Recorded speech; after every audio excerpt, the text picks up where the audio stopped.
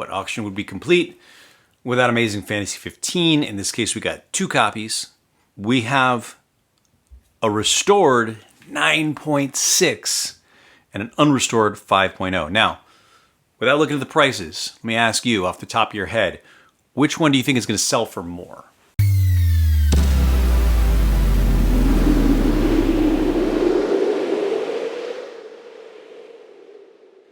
Hi, and welcome to Grails to Astonish. It's time now once again to do the ComicLink featured auction preview. In 7 days from tonight is November 25th. That's when I'm recording this. 1 week from tonight, December 2nd, which is a Tuesday night, ComicLink is going to begin auctioning off their featured books. It's a 3-day auction. Starts at 8 p.m. Eastern Time, 5 p.m. West Coast Time. Over 3 nights, they auction off about 750. They auction off about 750 books, I think. I find ComicLink to be the warmest, coziest auction house to bid in and to sell in. I like the way they operate. I like the books they have. They have really good quality books, but it's not heritage. They're all a little bit dated. I think every comic auction site out there could use an overhaul, could use some modernization, could work a little bit more smoothly. But, you know, like people in the comics hobby, we're all a little bit run down. We've all got some miles on us, and things aren't all working optimally with us and with this whole format. But it works. The way ComicLink operates, they do not have extensions on the auction deadlines. It happens. When it closes, it closes. They don't do cut bids. They don't do, reset the clock to 3 minutes. It's going to end when it's going to end. And these books are going to end in almost exactly 7 days, which means I got to get this thing up. These take me a long time to record and then an even much longer time to edit down. So I'm going to be on deadline to get these up in time for people to look at this video before the auction actually closes. Because once the auction closes, this video is irrelevant. Who cares? I'm going to do closing videos in a week. And that's the thing with these auctions. I mean, some of this stuff gets missed. It's a lot to go through.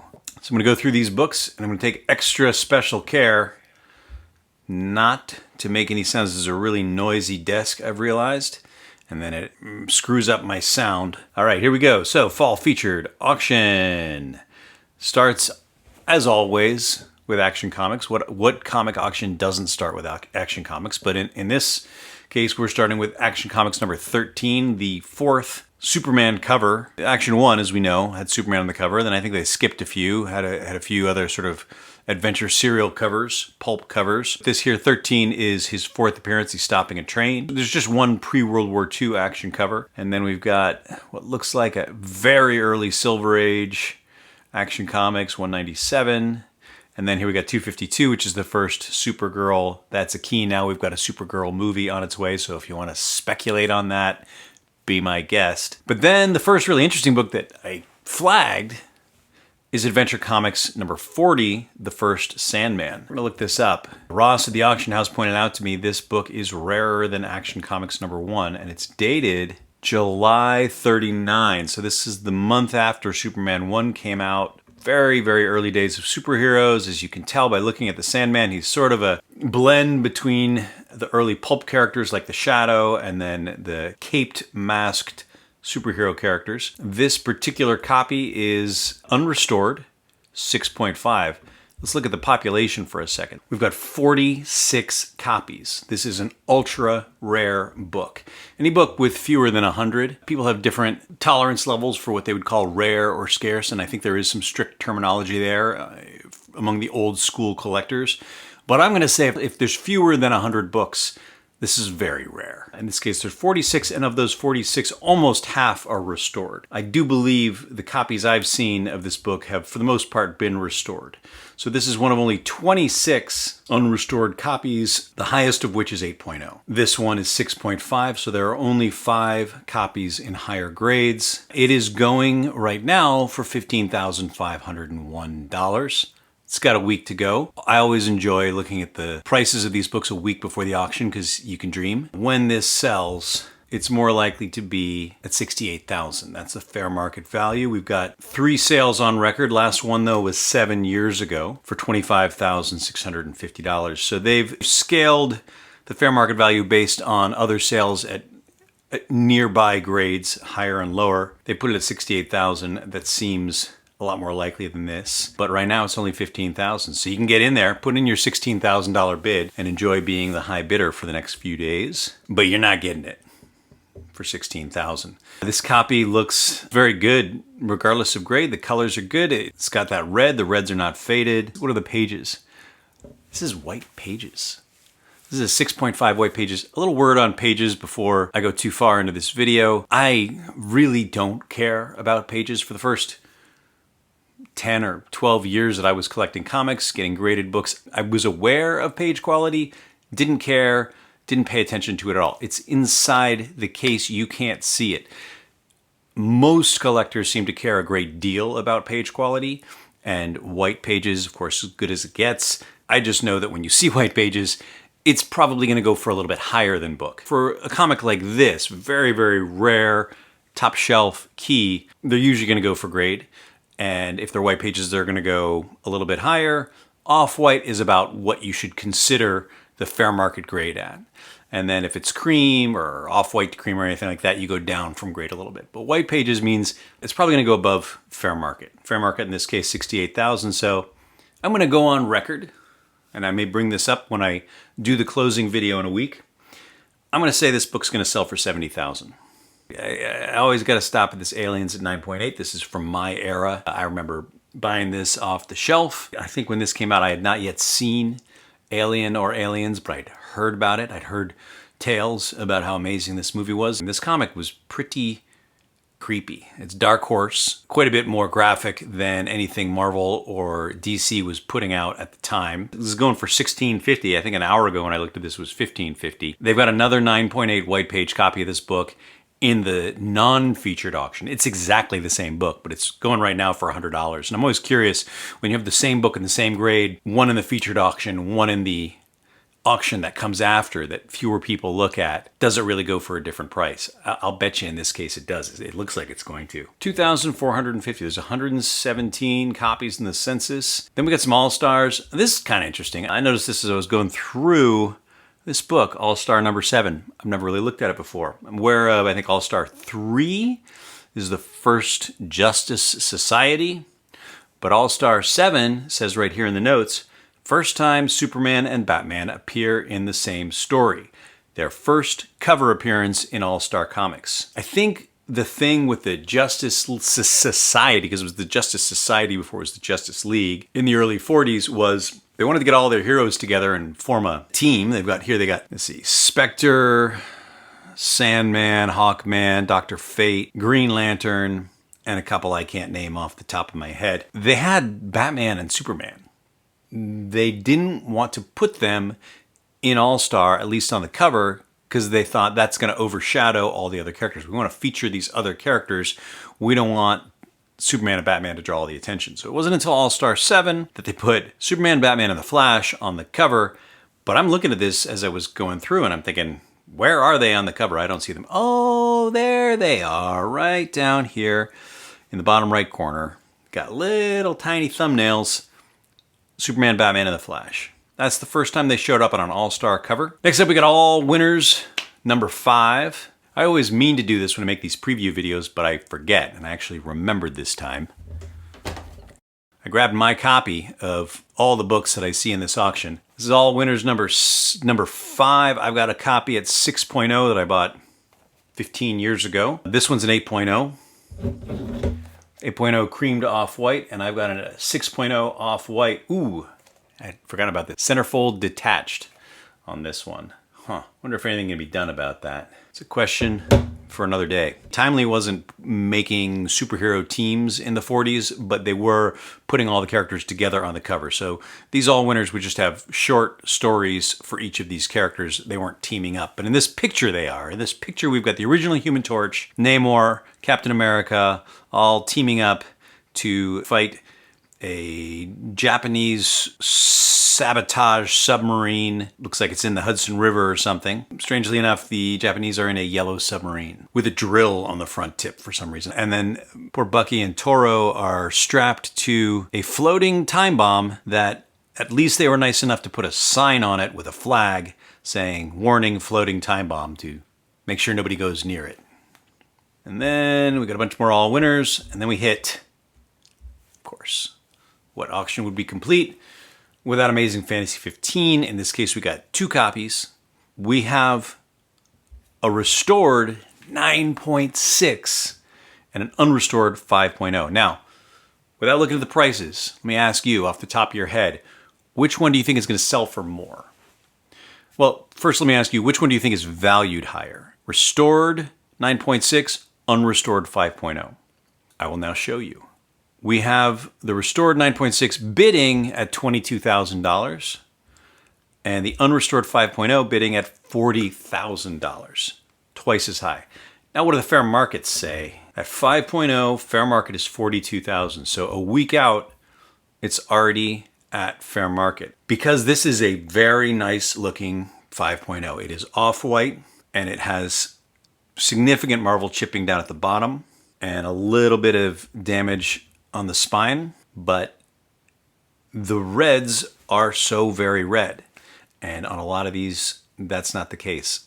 I would love to have this copy of Amazing Fantasy 15. That would be my prized possession. This is a fantastic, gorgeous looking copy. Now this 9.6 is a whole other thing.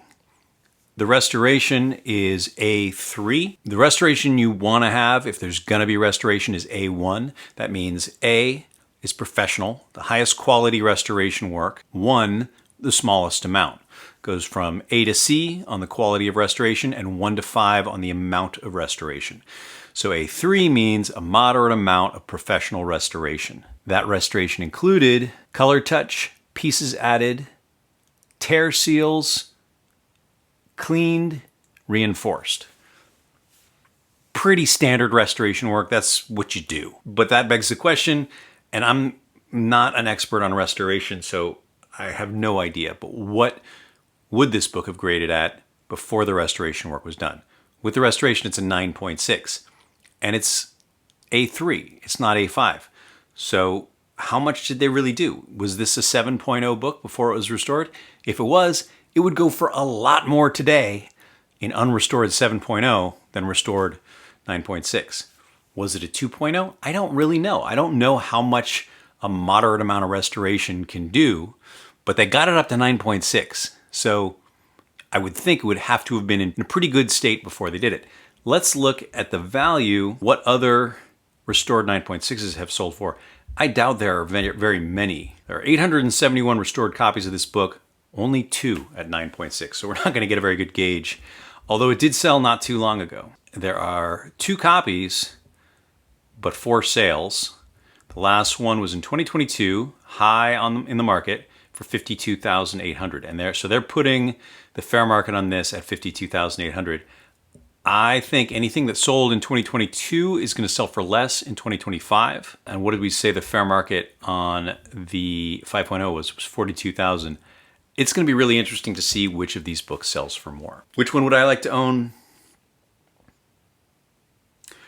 Looking at these actual copies, I would say the 5.0. Obviously, prefer to have an unrestored book, and I'm fine having a 5.0. I'm not a 9.6 guy. I would pay more for the unrestored 5.0. I think it probably will sell for more, even though the fair markets are very, very close. As I said, the fair market on this restored 9.6 is $52,000, but I don't think that's realistic. I don't think that's what it's going to sell for.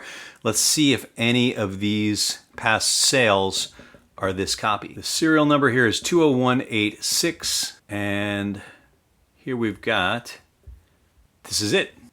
This is the copy, and this one is not. We had the other copy sold in 2018 for $86,000. That was not a great buy. The second copy sold in 2018 for $86,000. The first copy, this copy, it sold in 2019 for $48,500 on ComicConnect, Then it sold on Heritage in 2022 for $52,800, and now it's selling on ComicLink, currently bidding at $22,000, but it's probably going to go for over $40,000. I've never seen a book before that has sold on 3 different auction sites. This book has gotten around. It went through Comic Connect, it went through Heritage, now it's going on ComicLink. It'd be fun to use this book as a gauge for which auction house sells at the highest prices, but of course you can't do that because it's much more about selling in 2019, 2022, and 2025. 2022 should be the year to have sold this book and gotten the best price. We'll see. Of course, Amazing Fantasy 15 operates a little bit differently from all other books. This is possibly the most in-demand comic book in existence that's not the first Superman or Batman. This will be a really fun one to watch close. I'm going to go on record and say I think that the 5.0 is going to sell for $45,000, and I think this 9.6 is going to sell for $40,000. We'll see how close I am. All right, Amazing Spider-Man #1. We've got 2 copies, split bidding. They've got an 8.0 white pages, wow, and they've got a 4.5 off-white. The 4.5 fair market value is $9,500, and the 8.0 fair market is $48,000. They're bidding at $7,653, close to fair market, and then the 8.0 is bidding at $28,000. It's got a long way to go to reach fair market, but I do think it'll get there. When it's white pages, it's likely to get there. These last few months, it seems to me that the market is, people don't know which way to go. There's a lot of money floating around now. People have made a lot of money in the stock market. People have made a lot of money in crypto, but I think everybody's also kind of nervous right now. Who isn't nervous? I think we're all nervous all the time now, right? Like sustained, constantly nervous. Anyway, this is my copy, 5.0. Creamed off-white. This is probably not going to go for as much even as that 4.5 off-white, but it's still Amazing Spider-Man 1. ComicLink does a really good job of filling their featured auctions with ASM books at the highest grades. This one has a fair few. We got a Spider-Man #5. I really like this cover. I've always been fond of this book. I sold it a number of years ago, and I don't know why. I honestly can't remember what in the world possessed me to sell it, but mine was like a 4.5 or a 5.0. Here we got an 8.0 going at $2,555. Great price. Then we got an issue 6, first appearance of the Lizard, 9.6 off-white to white pages. Biddings at $5,655. Fair market is $20,000. I do think that will get close. I don't think it will get to that fair market, but I think it'll get close. Then we got number 9 in 9.6. 9.6 white pages. Biddings at $11,250 with a fair market of $54,000. This could be an over $50,000 book. I got my copy 5.5. 5.5 off-white to white. But this one, boy, virtually flawless. After that Superman 1 auction the other day, I'm nervous about looking at a 9.6 or a 9 point anything and saying, wow, that's a great looking copy, and missing that it has some huge defects, because that Superman 1 did not belong in the 9 range. And I think everybody knows it and everybody's said it. At a glance, this 9.6 presents really, really well. Then we got Amazing Spider-Man 12, not a key, but it does have Dr. Octopus on the cover. It's got a little CVA label. Like their CVA labels. 4,100. We got the first Kraven, ASM 15. Despite a movie that I think was disappointing to everyone, I still like the character of Kraven. I love the way he dresses. He's got a great sense of style. I'm quite confident Freddie Mercury took some style tips from Kraven. Maybe not the lion head coat, but I'll bet he thought about it. This is a 9.4 copy of 15. Fair market $16,000. This one's going for $4,000. Prices on ASM 15 have been low since the movie came out. Let's take a look at the trajectory on that book. It hasn't dropped down that far, really, actually, in the last few years. There's so few sales in this book that you can't really see the spike and then the drop from the movie coming out. It'll probably stay flat. It'll probably be around 15,000. 9.8 of 31. This is the first Gwen Stacy and Harry Osborn. And that's it for Ditko. Then we get into Romita's run. We got a 9.4 CVA label, white pages of 39, which I think is one of the best ASM covers. I don't think Romita thinks it's one of the best covers. This is Romita copying Ditko completely and just trying to make it look like Steve Ditko as best he can. Came into his own around issue 50 on. Nevertheless, I think this is a great cover. It's one of my favorite covers. My copy's a 7.0. A little more beat up, but I think I got it for, I may have gotten it for under $100 a long time ago. Mine's off-white to white. This is going for $5,000 with a fair market of $4,200. How about that? This one's already a week out, is already more than 10% above fair market. And then we got issue 45 in 9.8 white pages, which I happen to have just picked up last weekend at a show. This is the first copy I've had of issue 45. It might be I think it's the third Lizard cover. Yeah, I don't think Ditko did a second book with the Lizard aside from Annual 1. He did issue 6, put him in Annual 1, and then I don't think they used the Lizard again until issue 44, and then 45, which I think is the better cover of the two. So I finally got my copy of 45. I'm going to clean this up and get it graded because the seller has it marked at 8.0. Do you want to see it? Do you want to see my comic that I bought? I bet you do. I'm taking it out of the bag, partly because it's still got the price tag on it. Also because it gets rid of the glare. These things pick up the glare from the lights. This is my copy, which the dealer put at 8.0, and I think that was a pretty generously low grade for it because the spine is darn near perfect. The upper left corner has a little bit going on. I think this has potential to get an 8.5 or 9.0.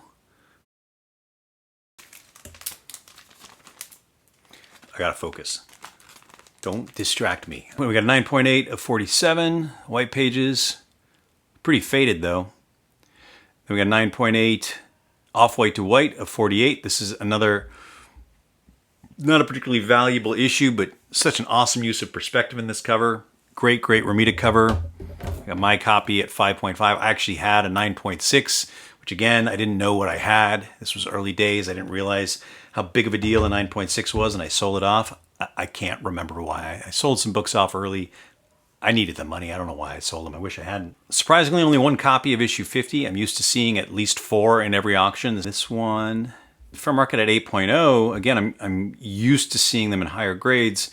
This 8.0 is 2,300, going for 1,400. This is objectively one of the best Spider-Man covers there is. Weird that there's only one. It'll probably go above book because there's no split bidding on this one. There are no other copies. Then we got a 9.6 of issue 55, white pages. That's great. This is another one of the best. I think aside from, people like the lower numbers better. The earlier covers go for a lot more, but I think this is one of the best Spider-Man covers. I got my copy at 9.0. I sold off a 7.5 recently for a good price. And at the show last week, I bought another copy that I think has potential to get a really good grade. It's listed as being an 8.0. But again, just like that 45, I bought it from the same dealer who sold me the 45. The spine, it's usually the spine where you see the problems, and it's just got nothing wrong there. This whole front cover is gorgeous. Curious to see if this one here, this raw book, ends up getting a higher grade than this 9.0. I think it's got potential to at least get a 9.0. Then we got issue 62 in 9.8. I only mention this because I just bought this one the other day from the collection of a guy who was retiring and moving to Costa Rica. I ran to my local comic shop and pestered the owner to get the first look at it before anybody else got their grubby hands on it. And I grabbed the 62 as well as this 64 here. Here's a 9.8 white pages signed 64. My personal opinion, I think he kind of ruined a beautiful cover. No disrespect to Stan, it's just he spent the last 20 years of his life signing anything that came near his hand for reasons that are tragic and moribund. When I see a Stan Lee signature, I get a little depressed because I think about elder abuse by parasites. I don't want a Stan Lee signature, thank you very much. But then you got 60, 66. Now this cover, I mean, had this been the cover to issue 13? 13's a great cover, but 66 is gorgeous. Just a great composition. I got it up there in 9.6, and then right here, ungraded. This one's not gonna get a high grade. This is from that Costa Rica collection, and it's probably a 7.0, if that. Then we got 67 and 9.8, which I just pulled up a minute ago. Here's my copy. This is not a 9.8. This 67 is going for under 1,000. All these covers in the 60s, ASM, I think these are all just the peak. This cover, I believe, was homaged in one of the MCU Spider-Man movies, the second one where he goes to Europe. They kind of had this exact moment happen with Mysterio. Great cover on 66, great cover on 67. And then we got 68, not so great. That's pretty much it. 67 is kind of the end of the peak era for Romita covers. I would say all the way back to 39 through 67, there's just a ton of great covers in there. And then after that, there aren't as many that leap out. Oh, here we got Amazing Spider-Man 129. Let's see what they got on this one. They got 3 copies, 9.8, 9.6, 9.4. I have it out for this book. I pick on it all the time. This one's already going at 16,500 with a fair market of 15,000. The 9.6 is going at 5,400 with a fair market of 6,500. And the 9.4, $1,500 with a fair market of 3,200. Kind of all over the place there. Then we got the rest of the ASM run. We got 3 copies of 300 in this auction. Just 1 copy of 361. I recently learned about this 667. I think this might be a variant cover that is very rare, sought after. So it's going for $6,100. I don't get it. It's pretty. It's pretty. I get that. It's a nice looking piece of artwork. Then we got my favorite Spider-Man comic, ASM Annual 1 in 9.4. You do not see that very often. This is amazing. They got a split auction on this. One's 9.4, one's 9.0. I do believe this book is very uncommon in grades that high. So to see 2 of them in one auction is unusual. And there are over 3,000 copies graded of this book. Only 20 of them, 21, are 9.4 or higher. The 9.0 is a little bit more common, and it's off-white to white pages. But that 9.4 off-white to white, fair market's $30,000, and the fair market on the 9.0 is $8,500. This 9.4 is going for $15,500, and 9.0 is going for $2,200. So these are both well below their fair market. I love this book. This is my copy is a 6.5, and then I've got a 7.0 somewhere. So this 6.5 I'm looking to sell off. That's it for the first in these auction preview videos. I realized I talk for way too long. So I'm going to try to split this up into 3 videos covering the first, second, and third nights of the auction.